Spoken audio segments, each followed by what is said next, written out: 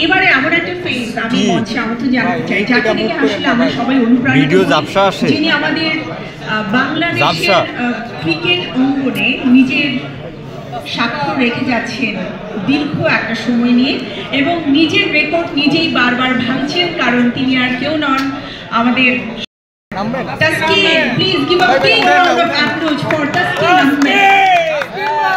Come on, Taskin! The youngest face all the time.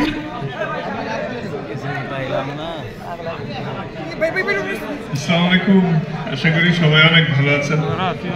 আসলে শ্রদ্ধেয় guest, journalist ভাই এবং অল দ্য স্টার্স, সবাইকে অনেক ধন্যবাদ আজকে এখানে উপস্থিত হওয়ার জন্য, এবং আমিও খুবই ভালো ফিল করছি এখানে আজকে আসতে পারে।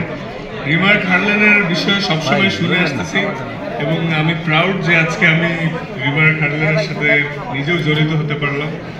আর নর্মালি সব কিছু কাভার্ড অলরেডি, যা সবাই বলে গেছেন এই বিষয়ে অলরেডি অনেক কিছু। নর্মালি আমরা যেরকম বাইরে গেলে, খেলতে গেলে বা অনেক সময় অনেক কিছুর জন্য সবসময় যাই, কিন্তু হালাল প্রোডাক্টটা খুঁজি, স্পেশালি অ্যাজ এ মুসলিম।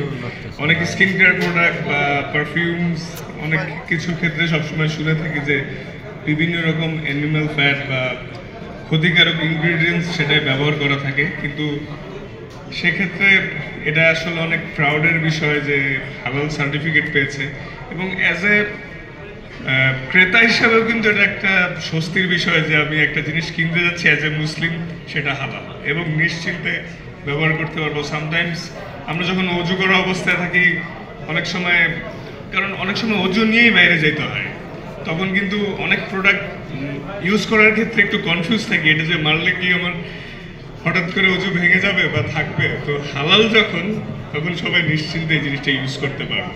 তো বিভিন্ন ক্ষেত্রে এটা আসলে একটা নিশ্চিন্তের বিষয়, এবং অ্যাজ এ মুসলিম তো ডেফিনেটলি আমরা হালাল প্রোডাক্টে অনেক নিশ্চিন্তে থাকতে পারবো। আর সব কিছু কভার হয়ে যাওয়ার কারণে তেমন কিছু বলছি না, কিন্তু এটা আসলে অনেক স্বস্তির বিষয় যে হালাল একটা প্রোডাক্ট পেতে যাচ্ছি, এবং এটা গ্যারান্টিড। এমন না যে অনেক সময় অনেকেই বলে থাকে মুখেই যে হ্যাঁ হালাল নিতে পারেন, ইউজ করতে পারেন, কিন্তু যেহেতু সার্টিফাইড আছে ফ্রম বিএসটিআই, একটু পিছনে আন না, তো নিশ্চিন্ত সবাই।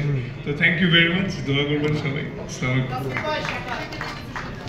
আলাইকুম।